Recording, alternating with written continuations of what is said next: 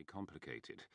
Far simpler objects than a toaster involve global supply chains and the coordinated efforts of many individuals scattered across the world. Many do not even know the final destination of their efforts. As a lumberjack fells a giant of the Canadian forest, he doesn't know whether the tree he topples will make bed frames or pencils. At the vast Chuquicamata mine in Chile, a yellow truck the size of a house growls up an incline blasted into the landscape.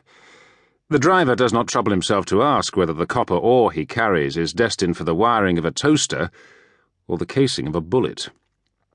The range of products, too, is astounding. There are 100,000 or so distinct items in an ordinary Walmart.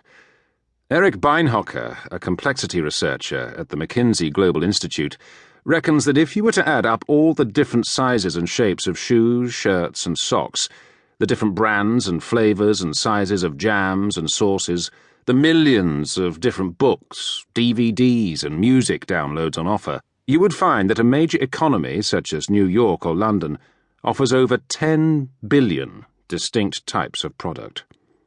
Many of these products were undreamt of when the toaster was first invented, and millions of new ones appear every month.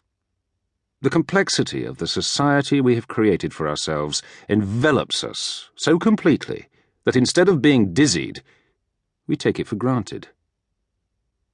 I used to view this sophistication as cause to celebrate. Now I'm less sure. Certainly this complex economy produces vast material wealth. Not everyone gets a share, but far more people today enjoy a high material standard of living than at any time in history. And, notwithstanding the occasional recession, the wealth continues to grow more quickly than it ever used to. The process that produces this wealth is near miraculous, and the job is far harder than we tend to acknowledge. Alternative systems, from feudalism to central planning, have attempted the same task and been consigned to the history books. Yet the toaster project should give us pause for thought. Because it is a symbol of the sophistication of our world, the toaster is also a symbol of the obstacles that lie in wait for those who want to change it. From climate change to terrorism, fixing the banks to ending global poverty, there is no shortage of big policy problems out there. They're always up for debate, yet we never seem to move any closer to a solution. Humbler problems in business and everyday life also tend to conceal the same unexpected complexity as the toaster project. This is partly an audiobook about those problems, but more fundamentally, it's an audiobook that aims to understand how any problem, big or small, really gets solved in a world where even a toaster is beyond one man's comprehension. The toasting problem isn't difficult. Don't burn the toast. Don't electrocute the user. Don't start a fire. The bread itself is hardly an active protagonist. It doesn't deliberately try to outwit you, as a team of investment bankers might. It doesn't try to murder you, terrorize your country, and discredit everything you stand for, as a terrorist cell or a group of insurgents in Iraq would.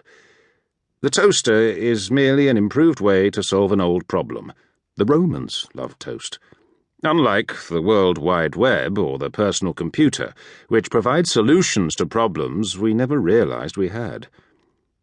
The toasting problem is laughably simple compared to the problem of transforming a poor country, such as Bangladesh, into the kind of economy where toasters are manufactured with ease, and every household can afford one, along with the bread to put into it.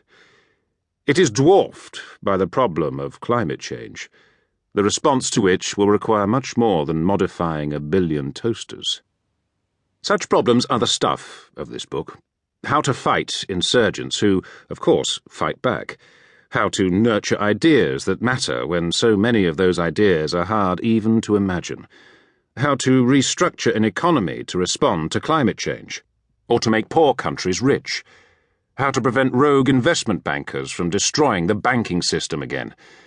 These are complex, fast-moving problems in a complex, fast-moving world. I will argue that they have far more in common with each other than we realize. Curiously, they also have something in common with the more humble problems we face in our own lives. Whenever such problems are solved, it is little short of a miracle. This book is about how such miracles happen.